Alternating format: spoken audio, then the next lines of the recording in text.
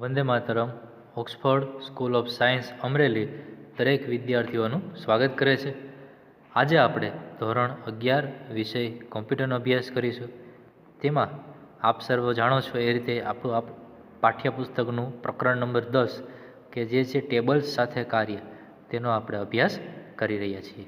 તો આપણા next topic જેની આપણે લાસ્ટ વિડીયો લેક્ચરની શ્રેણીની અંદર ચર્ચા કરી ચૂક્યા છીએ એ હતો બેઝમાં ટેબલ સાથે સંબંધ બનાવો, એટલે કે એક પ્રકારની રિલેશનશિપ તૈયાર કરવી.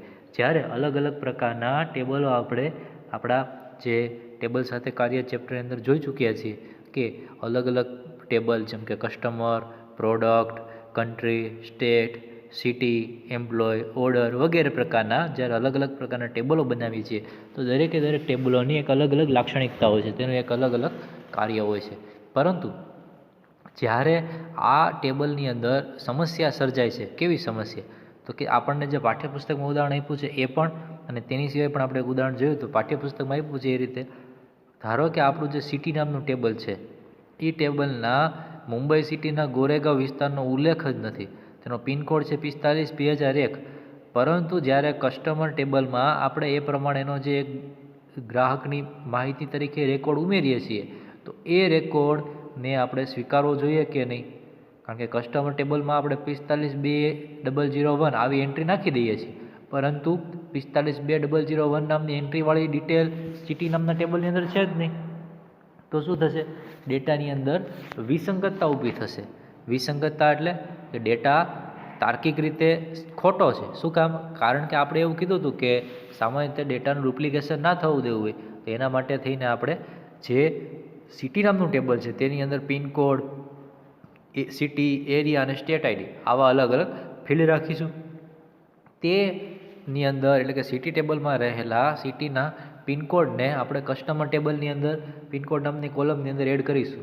પરંતુ અહીં આપણે જે ગોરેગાંવનો જે પિનકોડ છે 45-2001, જે હકીકતે તો સિટી નામના ટેબલમાં કે અસ્તિત્વ જ ધરાવતું નથી, તો અહીંયા આપણે જો એને એડ કરી દઈએ છીએ સિટી નામના ટેબલમાં તેનું અસ્તિત્વ ના હોવાથી આપણો ડેટા લોજિકલી ખોટો છે. બરાબર? તો ડેટાની અંદર આવી વિસંગતતા ઊભી થાય છે. ઉદાહરણ તરીકે તમે એક પ્રોડક્ટ નામનું ટેબલ છે, પ્રોડક્ટની અંદરથી તમે એક પ્રોડક્ટ વેચી દીધી. ધારો કે અત્યારે આપણી પાસે સેમસંગના 10 મોડેલ છે, એક મોડેલના 10 પીસ છે, હવે તમે 2 પીસ વેચી દીધા તો 8 પીસ વધ્યા. તો એ પ્રોડક્ટમાં જ્યારે તમે કોઈ પણ જાતનો ફેરફાર કરો છો તો એ પ્રોડક્ટના ઉપરથી બીજા એની સાથે સંકળાયેલા જેટલા ટેબલ છે કે order detail, product category, order shipment, supplier, બધાને એ વિશે માહિતી મળવી જોઈએ. તો જ આપણો ઓર્ડરનો સ્ટોક કેટલો છે આપણે જોઈ શકીએ, કયા સ્ટોકની વધારે જરૂરિયાત છે તો મંગાવી શકીએ. તો જો આવા ટેબલ વચ્ચે કોઈ પણ જાતનું રિલેશનશિપ હોતી નથી તો આ વસ્તુ થતી નથી, જેથી કરીને ડેટાબેઝની અંદર જે અપડેશન રહેવું જોઈએ, ડેટાબેઝની સુસંગતતા રહેવી જોઈએ, જળવાતી નથી અને આપણો ડેટાબેઝ નિરર્થક થઈ જાય છે, નકામો થઈ જાય છે. તો આવું ના થવા દેવું હોય એના માટે આપણે શું કરીએ છીએ? ટેબલ, અલગ અલગ ટેબલો વચ્ચે આપણે રિલેશનશિપની રચના કરીએ છીએ. રિલેશનશિપ કઈ રીતે ક્રિએટ થાય છે એ પણ આપણે જોયું હતું કે સામાન્ય રીતે આ પ્રકારના જે એક એડ ટેબલ નામમાં ઓપ્શનમાં જઈને અલગ અલગ ટેબલ એડ કરીએ છીએ. જે ટેબલ એવા એડ કરવાના કે બંને વચ્ચે એક કોમન એક ફિલ્ડ હોય. જેમ કે કન્ટ્રી નામના ટેબલમાં કન્ટ્રી આઈડી ફિલ્ડ છે, જે સ્ટેટ ટેબલની અંદર પણ હયાત છે, જેથી કરીને તેના વચ્ચે આપણે રિલેશનશિપ બનાવી શકીએ. રિલેશનશિપ બનાવવા માટે થઈને કન્ટ્રી આઈડીના જે કન્ટ્રી ટેબલ છે ત્યાંથી માઉસને ડ્રેગ કરી સ્ટેટ ટેબલના કન્ટ્રી આઈડી ફિલ્ડ ઉપર ડ્રોપ કરો એટલે આખી એક આવી લાઇન સ્વરૂપની એક રિલેશનની રચના થશે, જેની અંદર એલ અને એન બે છેડાઓ છે, જેમાં એલ છે એ એક પ્રકારની પ્રાઇમરી કી સૂચવે છે અને એન છે એ આપણી ફોરેન કી સૂચવે છે. બરાબર છે? ત્યારબાદ આપણે શું જોયું હતું? બંને ટેબલ છે એમાં રેફરન્સિંગ ફિલ્ડ અને રેફરન્સ ફિલ્ડ તરીકે પણ ઓળખાયેલા ટેબલ છે. બરાબર? તો કે જે આપણું એક ટેબલ છે એ રેફરન્સિંગ ફિલ્ડ, જ્યારે કન્ટ્રી આઈડી એક રેફરન્સ ફિલ્ડ થશે, જ્યારે આપણું જે સ્ટેટ આઈડી છે રેફરન્સિંગ ફિલ્ડ. તો આ રીતે થશે. હવે બીજી એક અગત્યની શરત એ હતી કે જ્યારે આ પ્રકારના રિલેશનશિપની આપણે રચના કરતા હોય તો જે ફિલ્ડ વચ્ચે, જે ફિલ્ડ એટલે અહીંયા કયું ફિલ્ડ છે? Country ID. કન્ટ્રી આઈડી ફિલ્ડની વચ્ચે તમે રિલેશનશિપની રચના કરો છો. કન્ટ્રી આઈડી ફિલ્ડ કન્ટ્રીનું પણ છે અને કન્ટ્રી આઈડી ફિલ્ડ સ્ટેટનું પણ છે. પરંતુ સામાન્ય શરત શું છે કે બંને ટેબલની અંદર રહેલા, એટલે કે સ્ટેટ ટેબલ અને કન્ટ્રી ટેબલમાં રહેલા કન્ટ્રી આઈડી ફિલ્ડનો જે ડેટા પ્રકાર છે, ડેટા ટાઈપ, એ કેવો હોવો જોઈએ? સમાન. જો તેમાં કોઈ પણ જાતની એક મિસમેચ થશે તો આપણા આ જે રિલેશનશિપની રચના છે થઈ શકતી નથી. એટલે કે કન્ટ્રી ટેબલમાં રહેલું કન્ટ્રી આઈડી છે એનો ડેટા પ્રકાર ધારો કે વેરકેર છે, અને સ્ટેટ ટેબલમાં રહેલું કન્ટ્રી આઈડી છે એનો ડેટા પ્રકાર ફક્ત ઇન્ટીજર છે. તો આ બંને ડેટા પ્રકાર અલગ અલગ છે, જેથી કરીને બંનેની અંદર જ્યારે ડેટાની આપલે કરવી હોય તો એ સરળ રહેતું નથી, જેથી કરીને આ પ્રકારની રિલેશનશિપ ક્રિએટ જ નહીં થાય. એટલે કે આ વચ્ચે જે લાઇનિંગ જોવા મળે છે એલ અને એન વાળી, એ લાઇનિંગ જ નહીં ક્રિએટ થાય, રિલેશનશિપની રચના જ નહીં થાય. આ પ્રકારની એક વ્યવસ્થા, જેથી કરીને આપણે જાણી શકીએ કે આની અંદર ડેટા ટાઈપની મિસમેચ છે, જેથી કરીને આ રિલેશનશિપ શક્ય નથી. તેના માટે આવી એક વ્યવસ્થા છે આકૃતિ 10.12માં દર્શાવેલી, કે જ્યારે તમે અલગ અલગ ડેટા ટાઈપ ધરાવતા સમાન નામવાળા ફિલ્ડની વચ્ચે રિલેશનશિપની રચના કરવા જાઓ છો તો આ પ્રકારનો મેસેજ આવી જાય છે, column type does not match in સ્ટેટમેન્ટવાળો. જેથી કરીને આપણે ખ્યાલ આવી જાય કે સ્ટેટ ટેબલમાં રહેલું કન્ટ્રી આઈડી અને કન્ટ્રી ટેબલમાં રહેલું કન્ટ્રી આઈડી બંનેના ડેટા ટાઈપ કેવા છે, અલગ અલગ છે. તો આપણું સોલ્યુશન શું છે, જે રીતે આપણે ટેબલ ક્રિએટ કર્યા હતા ત્યારે ટેબલ ક્રિએટ કરતી વખતે ફિલ્ડ ક્રિએટ કર્યા ત્યારે આપણે દરેકે દરેક ફિલ્ડને તેના ફિલ્ડ ટાઈપ આપ્યા હતા, એટલે કે ડેટા ટાઈપ આપણે ડિક્લેર કર્યા હતા. તો ફરીવાર ટેબલમાં જાઓ, ફિલ્ડમાં જઈને ફિલ્ડ ટાઈપમાં જાઓ અને બંનેના ડેટા ટાઈપ સમાન કરી દો. આ રીતે આપણે ત્યારબાદ સમાન ડેટા ટાઈપ ડિક્લેર કર્યા બાદ ફરીવાર રિલેશનશિપની રચના કરીએ છીએ. પછી આવે છે સંપૂર્ણ સંદર્ભતા, રેફરન્સ ઇન્ટિગ્રિટી. એટલે કે તેની અંદર એક ટેબલ છે એ બીજા ટેબલ સાથે પણ જોડાયેલું છે, એટલે કે સ્ટેટ ટેબલ છે કન્ટ્રી ટેબલ સાથે પણ જોડાયેલું છે, અને સ્ટેટ ટેબલ છે એ કન્ટ્રીના સિવાયનું બીજું કયું તો કે સિટી ટેબલ, તો કે સિટી ટેબલ સાથે પણ જોડાયેલું છે. એટલે કે એક ટેબલ એક કરતાં વધારે પ્રકારની રિલેશનશિપ ધરાવતું હોય, એક કરતાં વધારે ટેબલ સાથે અલગ અલગ, ક્યાંક પ્રાઇમરી કી તરીકે, ક્યાંક ફોરેન કી તરીકે, એવી રીતે અલગ અલગ રીતે જોડાયેલું હોય. જો અહીંયા શું કીધું છે આપણને કે કન્ટ્રી ટેબલમાં પહેલેથી દાખલ ડેટા હોય છે, જેની અંદર ઇન્ડિયાના 3 રાજ્યો હોય. આ ત્રણેય રાજ્યો હકીકતે તો કોના છે તો કે સ્ટેટ ટેબલના આવેલા ઘટકો છે. તો હવે થશે કેવું કે એક એવી રિલેશનશિપની આપણે રચના કરવી છે કે સામાન્ય રીતે જો હું કન્ટ્રી ટેબલની અંદરથી જે ડેટ એન્ટ્રી હોય, જે આપણે 3 સ્ટેટના રાજ્યના એક દેશ તરીકે આપણે ઇન્ડિયાની રચના કરી છે, તો કન્ટ્રી ટેબલની અંદર ઇન્ડિયાની એન્ટ્રી હશે, સ્ટેટ ટેબલની અંદર ઇન્ડિયા અને એની સાથે જોડાયેલા 3 રાજ્યોની એન્ટ્રી હશે. હવે થાય છે એવું કે ધારો કે હું કન્ટ્રી ટેબલમાં જઈને ઇન્ડિયાની જ એન્ટ્રી ડિલીટ કરી દઉં તો સ્ટેટ ટેબલ સાથે જોડાયેલા જે કન્ટ્રી આઈડી છે તેમાં રહેલા ઇન્ડિયા એન્ટ્રીનું શું થશે, અને ઇન્ડિયા એન્ટ્રી સાથે જોડાયેલા 3 રાજ્યો, ધારો કે ગુજરાત, મહારાષ્ટ્ર અને મધ્યપ્રદેશ છે, તો તેનું શું થશે. તો આ પ્રકારે જે એક પ્રોબ્લેમ ક્રિએટ થાય છે એ નથી થવા દેવો. તેના માટેની એક ફેસિલિટી છે રેફરન્શનલ ઇન્ટિગ્રિટી, કે જેની અંદર અલગ અલગ પ્રકારના વિકલ્પ આપીને આપણે એક ક્રાઇટેરિયા ફિક્સ કરીએ છીએ કે આટલા ઓપરેશન યુઝર પરફોર્મ કરી શકશે, આટલા ઓપરેશન યુઝર પરફોર્મ નહીં કરી શકે. તો તેના માટે સ્ટેટ અને કન્ટ્રી નામના આપણે પહેલાં તો જે ટેબલ સિલેક્ટ કરીએ છીએ તે ટેબલ સિલેક્ટ કરવાના. હવે શું કરવાનું, એની અંદર આપણે કયો એવો ફિલ્ડ રાખવો છે કે જે બંનેની અંદર કોમન હશે, એની વચ્ચે આપણે રિલેશનશિપની રચના કરી તો કે કન્ટ્રી આઈડી. તો કે બંનેની અંદર કન્ટ્રી આઈડી નામની ફિલ્ડને સિલેક્ટ કરો. સિલેક્ટ કર્યા બાદ અલગ અલગ આપણે નીચે ઓપ્શન દેખાય છે, no action, update cascade, set null અને સેટ ડિફોલ્ટ. 4 ઓપ્શનમાં અલગ અલગ રીતે તેને પરમિશન આપવાથી અલગ અલગ પ્રકારના કાર્ય થઈ શકે છે, જે આપણે લાસ્ટ વિડીયો લેક્ચરમાં જોઈ ચૂક્યા છે. તો આટલું કરી દેવાથી આપણે તેની અંદર એક જાતનું નિયંત્રણ મૂકી શકીએ છીએ.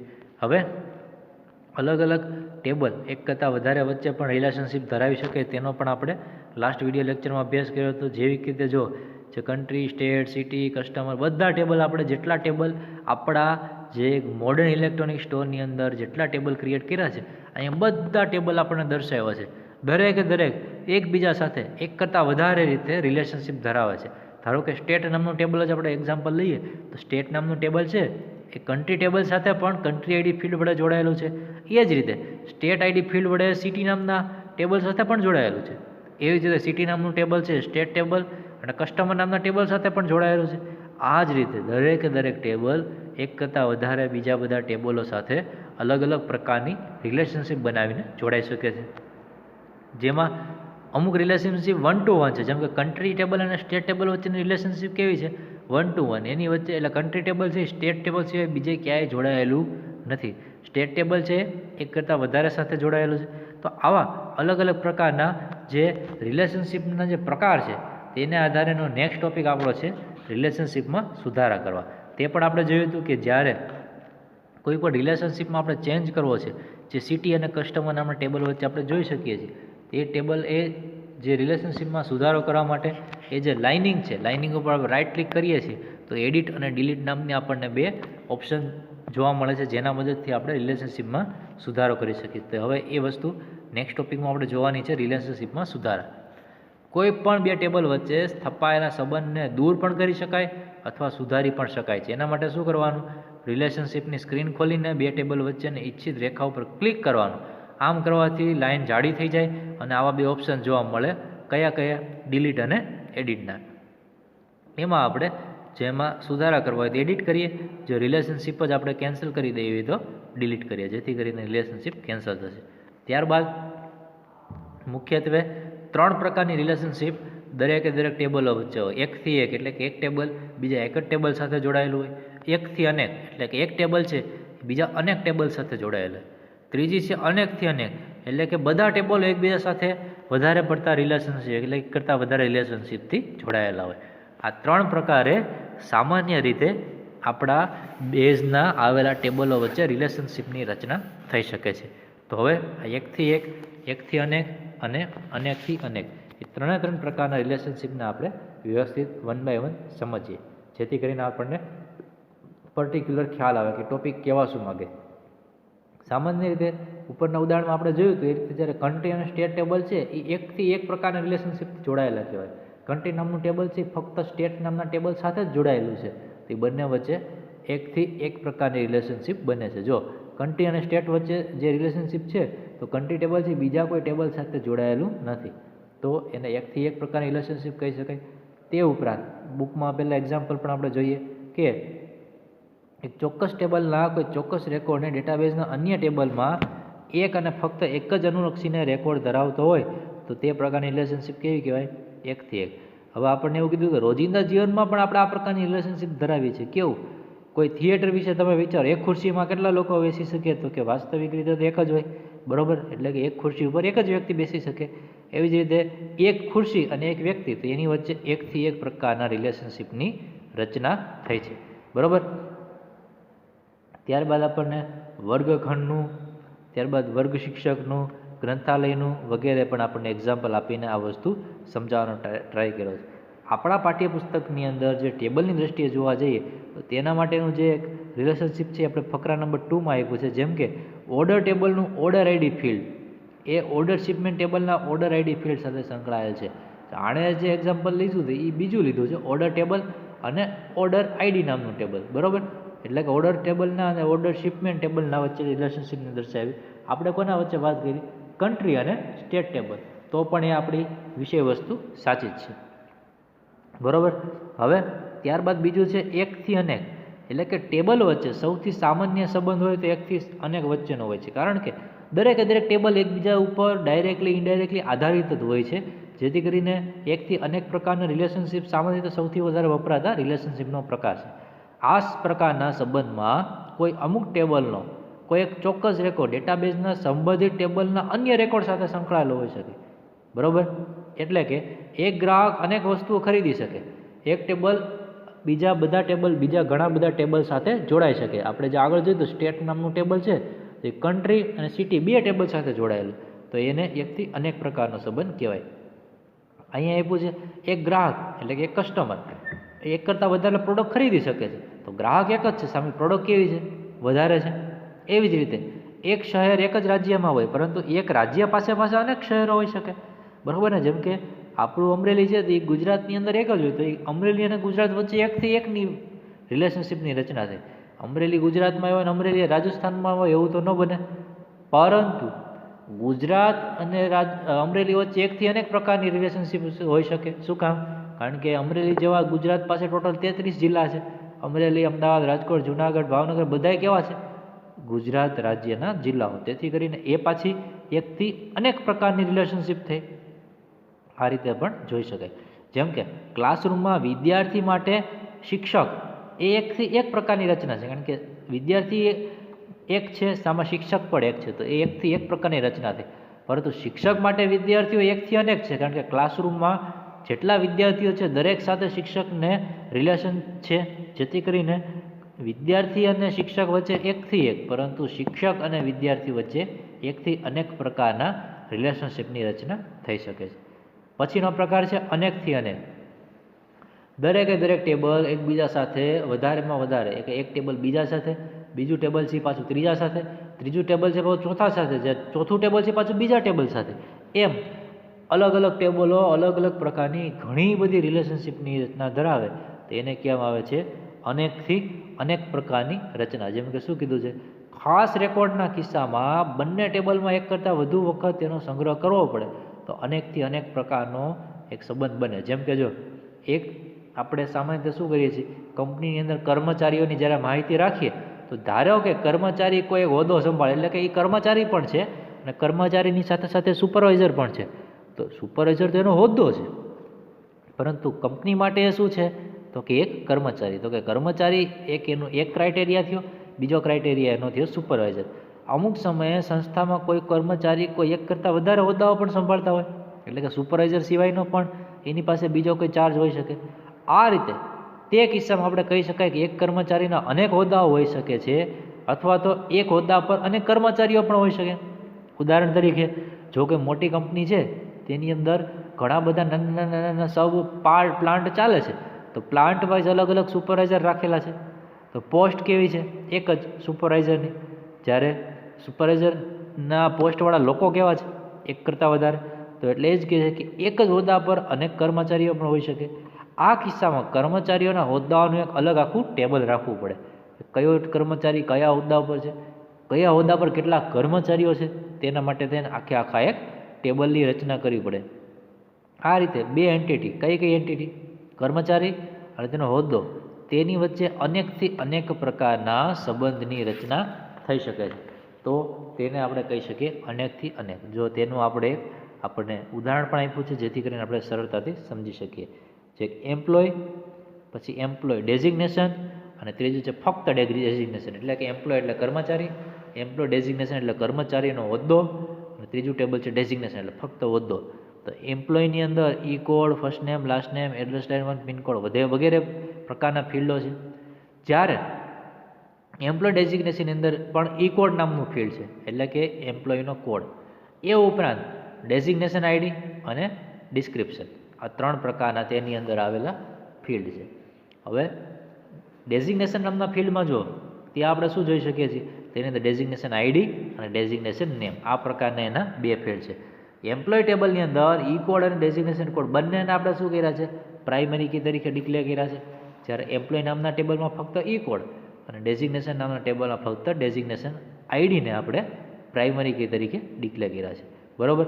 હવે જેનું વર્ણન આપ્યું છે આપણે નીચે, કે આપણી પાસે એમ્પ્લોય અને ડેઝિગ્નેશન ટેબલ વચ્ચે કોઈ સીધો સંબંધ નથી, બરાબર ને. ડાયરેક્ટલી એમ્પ્લોય અને ડેઝિગ્નેશન ટેબલ એકબીજા સાથે જોડાયેલા નથી. તે કોના દ્વારા જોડાયેલા છે, તો કે એમ્પ્લોય ડેઝિગ્નેશન નામના વચ્ચેના ટેબલ્સની મદદથી. આનું કારણ એ છે કે ડેટાબેઝમાં અનેકથી અનેકનો સંબંધ એક તૃતીય ટેબલ બનાવે, એટલે કે ત્રીજું ટેબલ બનાવવું પડે. તો આ ટેબલ બનાવીને બે એકથી અનેક સંબંધોમાં વિભાજન કરવામાં આવે છે. એટલે કે એવું ત્રીજું ટેબલ આપણે અહીંયા એમ્પ્લોય ડેઝિગ્નેશન નામથી લીધું, કે જે એમ્પ્લોય ટેબલ અને ડેઝિગ્નેશન વચ્ચે એક રિલેશનશિપની રચના કરશે, જે હશે એકથી અનેક પ્રકારનો. આમ એમ્પ્લોય ટેબલ અને ડેઝિગ્નેશન ટેબલ વચ્ચે જંક્શન ટેબલ તરીકે એમ્પ્લોય ડેઝિગ્નેશન નામનું ટેબલ કામ કરે છે.